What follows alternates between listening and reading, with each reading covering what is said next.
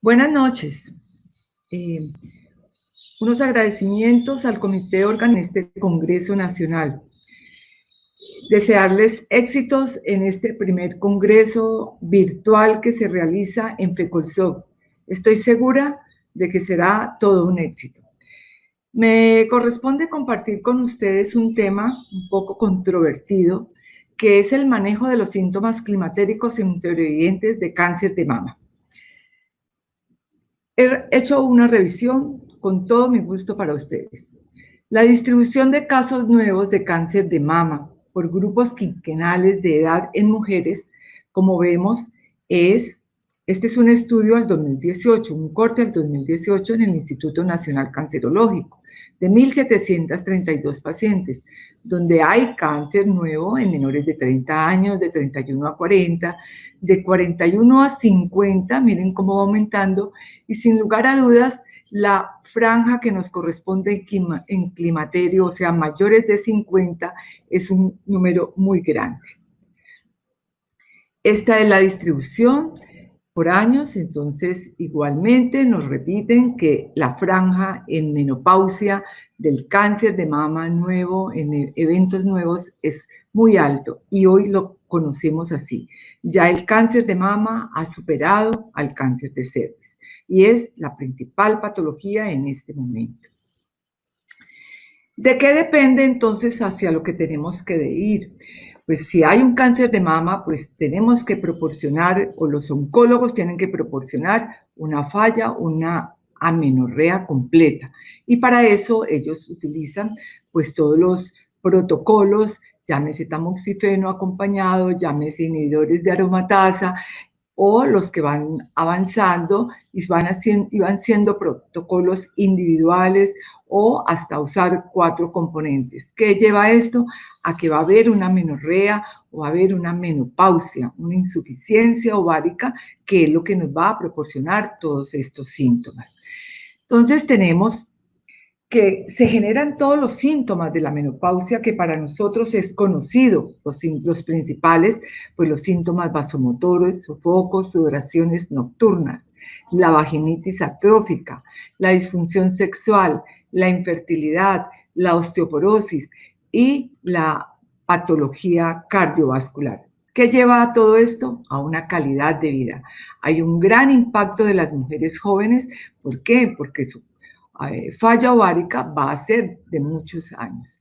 Y esto es lo que también nos lleva a que haya una causa de abandono del tratamiento cuando les proporcionamos a ellas, por el miedo que ellas tienen de que esa patología se aumente o haga una recidiva. ¿Cómo valoramos nosotros la calidad de vida? Para todos nosotros es conocido que tenemos encuestas, que tenemos escalas, la de Cooperman, la de Cervantes, que es la española muy conocida por nosotros, y la de calidad de vida. ¿Qué nos miden esto? Esto nos miden la fatiga, el sueño, los síntomas vasomotores, si son diurnos o nocturnos, y los clasificamos de leves, moderados o severos, si hay componentes como irritabilidad, ansiedad, todo lo que está acompañando los síntomas climatéricos por la deficiencia estrogénica. Entonces, el manejo y los objetivos es disminuir esa sintomatología en intensidad y en frecuencia. Y tenemos fármacos que lo hacen de una forma leve a severa. Pero ¿qué es lo que llama la atención? Que con esta homofobia que hay, el 50% tiene un manejo, acepta un manejo no hormonal. Y esto hay que individualizarlo porque esto va a ser en una forma individual y en el manejo en compañía con el oncólogo. ¿Qué es lo que requerimos? Garantizar seguridad para que no haya recidiva y para que todo su proceso pues no vuelva a afectar a esta paciente. Entonces, el incremento de todos estos protocolos llevan a una amenorrea. Entonces, hay bloques, como se los dije anteriormente, el tamoxifeno solo, los inhibidores de la aromatasa, como el letrozol, y van subiendo. Y los análogos, hay unos que son análogos y antagonistas y agonistas que van a hacer de todas formas una supresión definitiva en el ovario, que es lo que en oncología se requiere para tratar esta patología maligna que es el cáncer de mama. Entonces, los síntomas vasomotores se dan en todos los protocolos que tenemos, pero uno mira, y nosotros los ginecólogos que estamos más familiarizados con el tamoxifen que se da después de haber terminado el tratamiento como de mantenimiento para evitarle su recidiva. Entonces, los más conocidos por nosotros, el tamoxifen y el anastrozol, que es un inhibidor.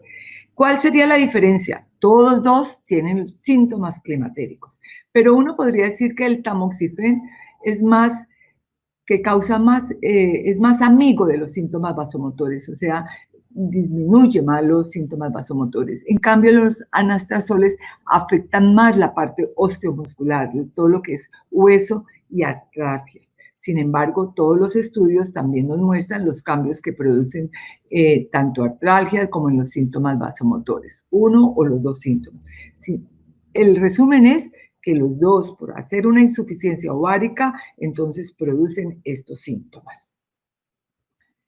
Este estudio SOF es muy importante porque es en premenopáusicas. Vimos cómo en mujeres de 30 años tenemos cáncer de mama. Entonces, este es un estudio en premenopáusicas, es un gran número. Lo que nos lleva a ver este estudio es que ellos tenían brazos del tamoxifeno solo, del tamoxifeno ocasionándole una supresión hormonal completa o con un inhibidor de la aromatasa ocasionándole supresión hormonal ovárica completa, que es la razón de ser a la edad de 35 años.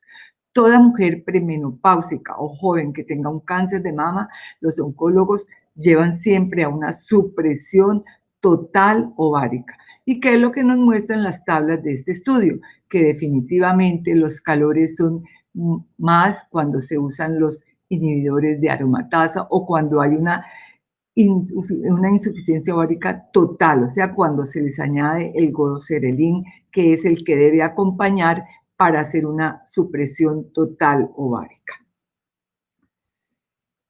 Para nosotros como ginecólogos, algo básico es conocer los estudios de los receptores. Entonces, los receptores, tenemos los estrógenos, los progestacionales en la pieza oncológica y el HER2, que es esto. Con esto nosotros nos deberíamos familiarizar mucho. Este es el oncogénico, este es el más oncogénico. Entonces, uno diría, como son negativos es mejor. No, como son negativos, es el triple negativo que nosotros conocemos y es el más agresivo.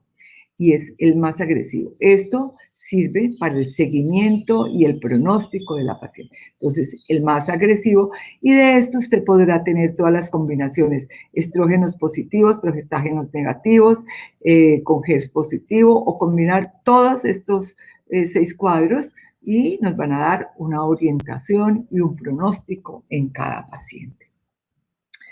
Entonces uno hablaría de tratamiento, qué hacemos con todas estas pacientes para ofrecerles una mejor calidad de vida, una mujer de 30, de 35 años, las mujeres nuestras en menopausia de 50 años. Entonces, pues hay todos el común denominador que es estilos de vida, ropa en capas, dejar de fumar, el ejercicio, el peso adecuado. Hoy todos los estudios están de acuerdo en que la obesidad aumenta el riesgo de cáncer de mama, la alimentación saludable, el estrés, todo esto reduce una recaída. O sea, son estilos de vida por donde nosotros debemos empezar. ¿Qué encontramos? Como esto produce, además de la tristeza de esta enfermedad, la angustia si me vuelve a dar y la sintomatología, o sea, la calidad de vida de nuestras mujeres es fatal.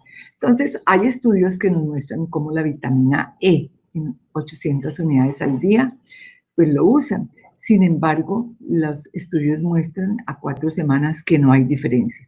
Pero ustedes vieron en la diapositiva pasadas que decía que los tratamientos no hormonales los aceptaban en más del 50%. Esta es una de las razones.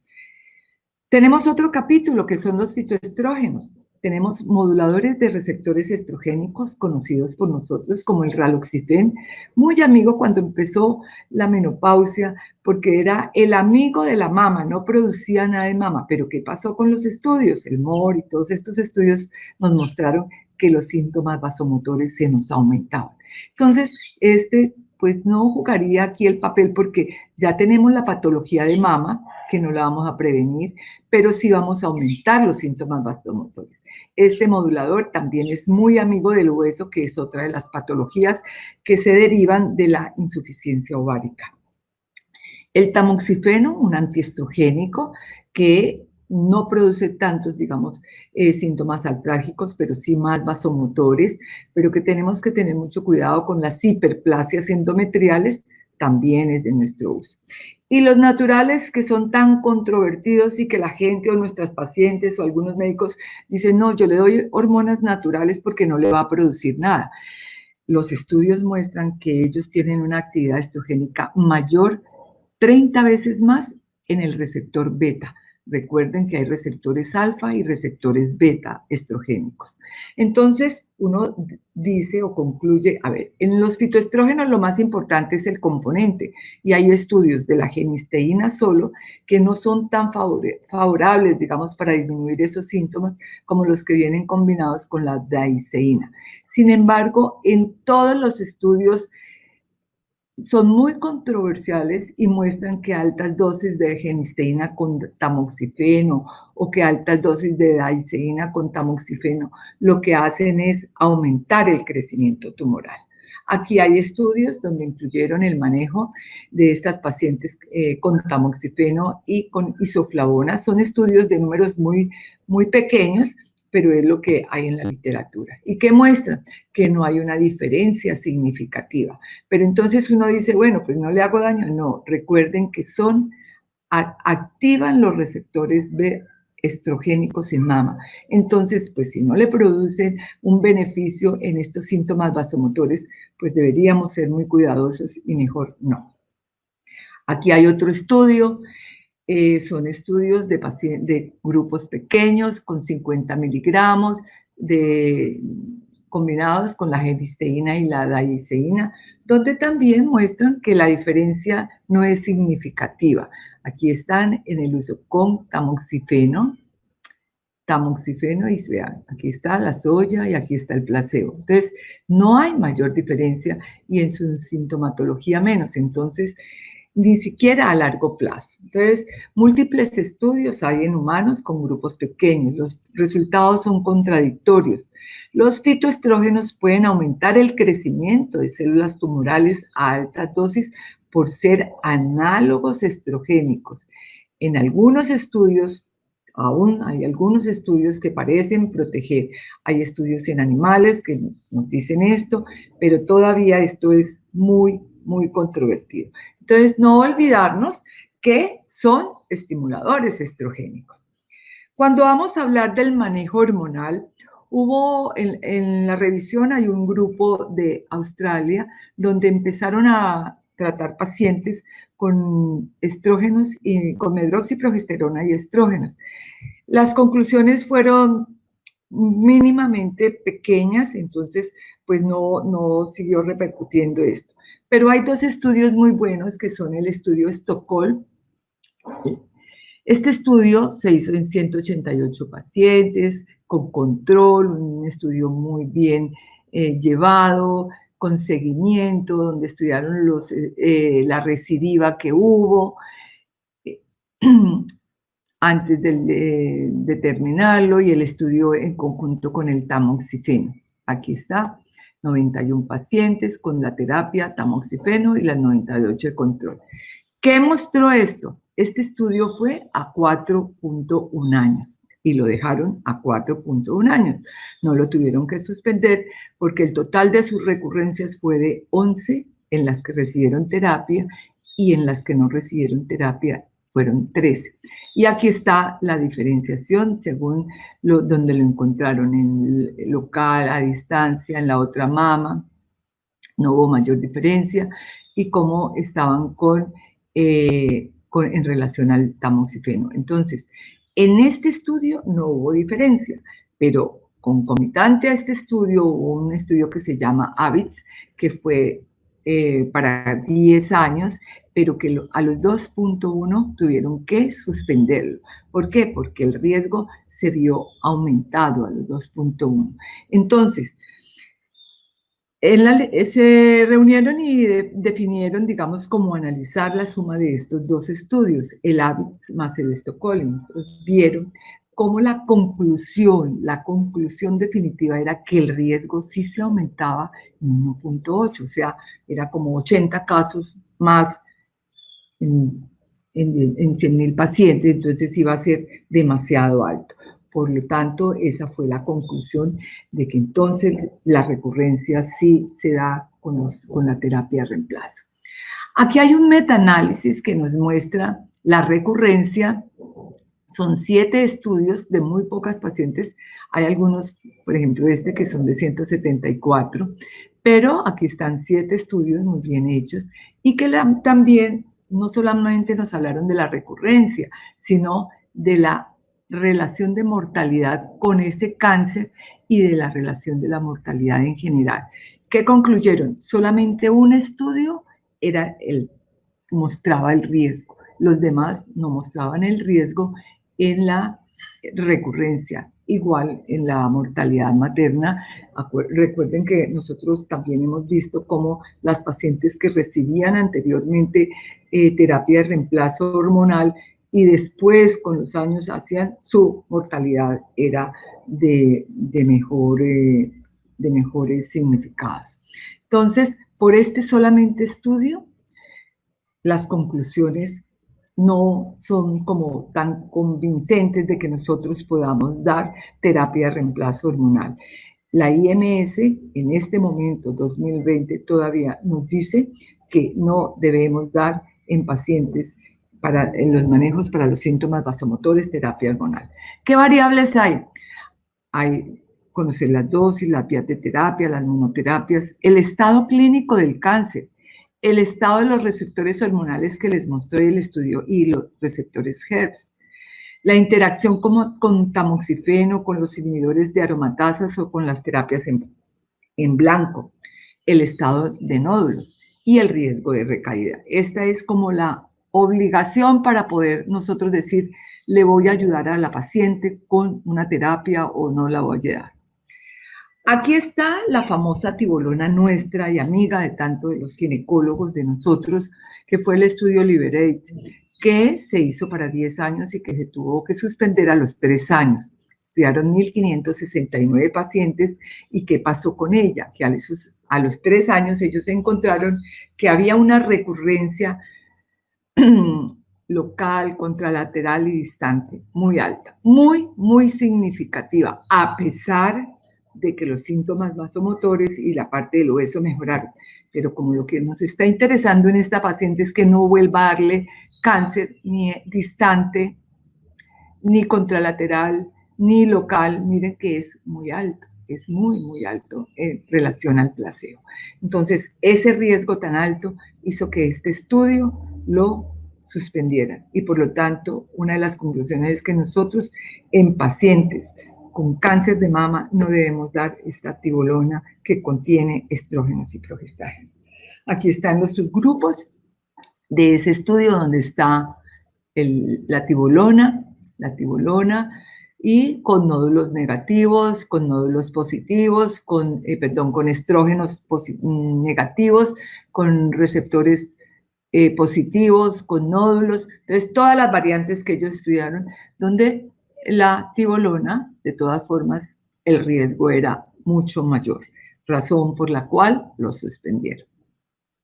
Entonces, si no tenemos, digamos, la opción y la seguridad para dar y las recomendaciones hasta hoy, a pesar de que hoy en el 2020 salió otro estudio alemán que apenas se va a revisar, pues tenemos otras opciones y nosotros los conocemos, no solamente en las de cáncer de mama, sino en las que no quieren recibir terapia de reemplazo hormonal. Pero en el caso de las que están con recurrencia o que para evitar la recurrencia, las pacientes que han sufrido, entonces tenemos los inhibidores selectivos de recaptación de serotonina, la paroxetina y la fluoxetina.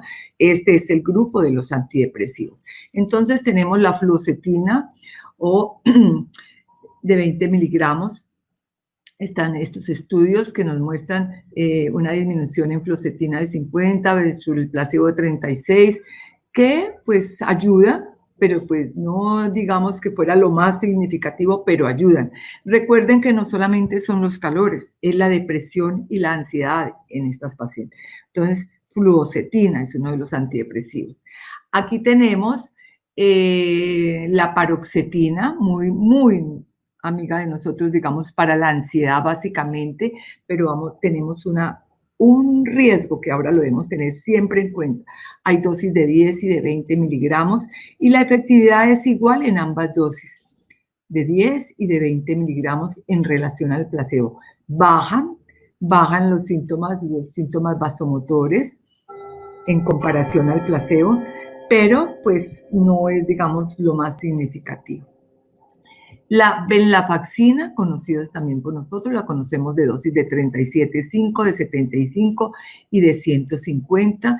En los estudios nos la han mostrado que se usaban para la depresión básicamente y de ahí salieron. ¿Qué pasa? A medida que es la dosis más alta, sí mejoran los síntomas vasomotores, pero ¿qué es lo que pasa? Que los efectos adversos hacen que la paciente no la reciba. Entonces, la recomendación es empezar con 37,5 e irla subiendo. Son muy pocas las pacientes, digamos, con 150 que no presentan ninguna sintomatología, pero cuando se hace esta escala de irla subiendo, tenemos muy buenos resultados.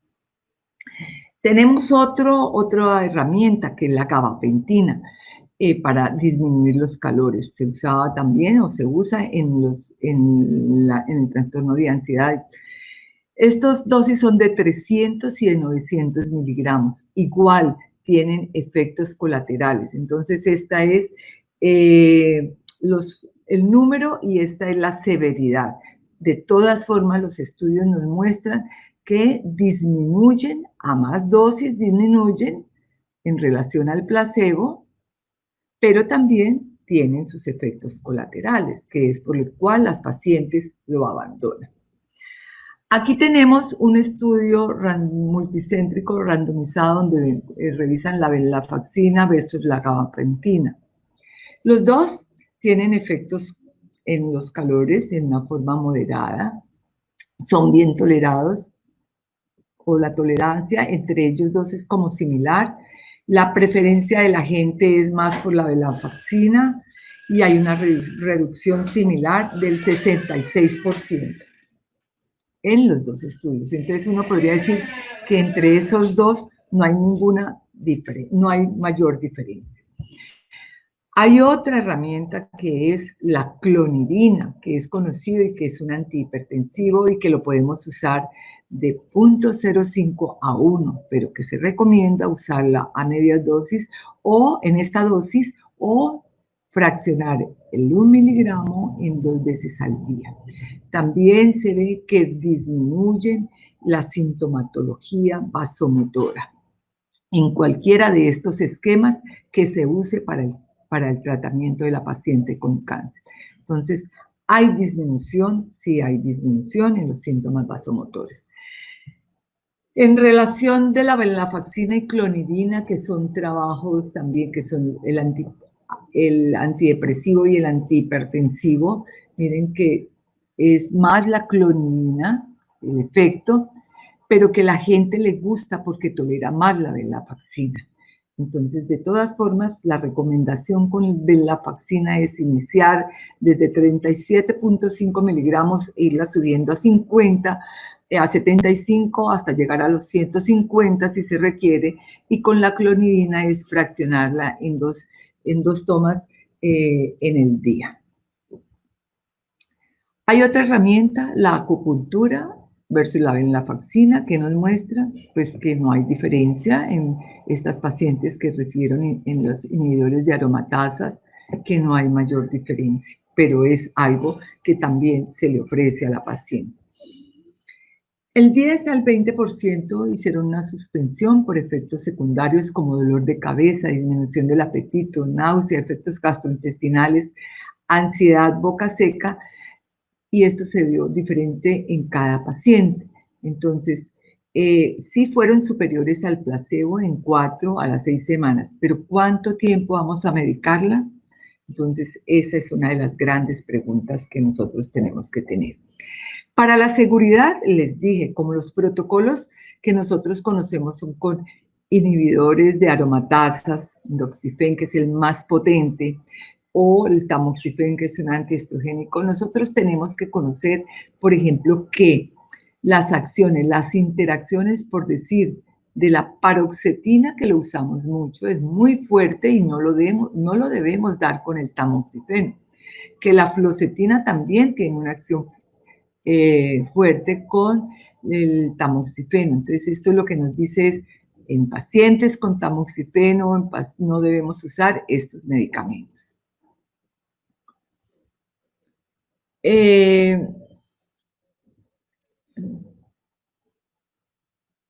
Con el sueño, con la hipnosis, que también hay estudios, poquitos, pero que en algunos países lo han demostrado, dicen que 5 a 10 sesiones de hipnosis disminuye la sintomatología vasomotora. Para ellos es alto, 68%. Nosotros no tenemos estudios aquí hechos y en Latinoamérica no los encontré. Hay otro instrumento que es el bloqueo del ganglio estrellado, que dicen que disminuye la línea de base el 64%. Esto estaría como muy similar cuando la paciente tiene hiperhidrosis o los pacientes tienen hiperhidrosis, que les hacen este tratamiento. Entonces, uno cuando encuentra los síntomas vasomotores, igual que en todo, pues tenemos que individualizar, mirar cómo es la severidad de las pacientes, empezar por los cambios de estilo de vida e ir gabapentina, venlafaxina, aumentando las dosis leves y evaluar los síntomas cada 4 a 6 semanas. Cuando el resultado no da con resultados hormonales, pues entonces tendríamos que analizar de nuevo la paciente y definir si sí nos vamos a arriesgar o no a darle un ciclo muy corto, y dependiendo de cada paciente y del manejo con el oncólogo, porque depende del cáncer, del tipo, de los receptores, del sitio, del componente de nódulos. O sea, tenemos que estar trabajando con ellos. La otra patología de síndrome climatérico, pues es la de la osteoporosis, simplemente para recordarles que el manejo no es como en la prevención, porque estas pacientes ya tienen cáncer de mama y tienen osteoporosis, pues que el manejo con la osteoporosis son lo del común denominador, que son estilos de vida, y vamos a los bifosfonatos, al denosumab, o vamos avanzando, y siempre de común el calcio y la vitamina D. Recordemos que las dosis de los bifosfonatos en las pacientes con cáncer de mama son el doble de dosis cada vez que estas pacientes reciben, y a mayor edad mejor. Entonces debemos tener muy buen criterio para el manejo de estas pacientes que son con bifosfonatos o con los medicamentos como el denosumab, el ácido solendrónico, el teriparatide, de acuerdo a cada paciente. La otra patología es el tratamiento del síndrome genitourinario, que vieron que todas las pacientes se afectan porque son los cambios de la menopausia, y podríamos quedarnos hablando del trastorno de ansiedad, del trastorno del sueño, pero estos son los principales. Entonces hay manejos no hormonales y manejos hormonales. Los manejos no hormonales son los mismos que son hidratantes, estilos de vida, hidratantes, los lubricantes, que tenemos que conocer muy bien el manejo de esto, porque las osmolalidades no pueden ser mayor de 380 miliosmoles por kilogramo, que hacen reemplazar las secreciones vaginales y tienen una función y duración diferente. Hidratan y mejoran, quitan el dolor, básicamente para la relación. Y hay otros como el ácido hialurónico, la vitamina D y E. Hoy está en boga ya el láser y seguramente será una herramienta muy grande para nuestras pacientes que no van a poder recibir terapia hormonal. Hay estudios en la parte hormonal y dice que la parte tópica se absorbe menos del 3% y que podríamos usar en forma muy juiciosa los estrógenos tópicos. El estradiol, el estriol el más usado, el estrógeno equino, que es el que más tenemos, en muy bajas dosis y con seguimientos. Con seguimientos, porque recuerden, tamoxifeno por un lado dando hiperplasia, ojo con esto. Hay un estrógeno que no lo puse aquí, que es el promestieno, que es de una acción muy débil y que se absorbe, que no pasa a la mucosa. Entonces, ¿se podría dar el estrógeno vaginal? Sí, como en todo, estudiando la paciente y haciéndole el seguimiento. Y estos son otros terapias hormonales que no están estudiadas todavía en nuestras pacientes con cáncer, entonces solamente para que tengamos, como en la menopausia, sí lo podemos usar y cuando nos llegue sí la podríamos usar, pero estas pacientes, por el hecho de tener su cáncer, todavía ameritan más estudios, que son los moduladores de receptores estrogénicos como el ospemifeno o la de hidroepiandrosterona, que es la prasterona, y pues cuando nos lleguen otros estrógenos como el baxedoxifeno, que también deben ameritar estudios en este grupo de pacientes con cáncer.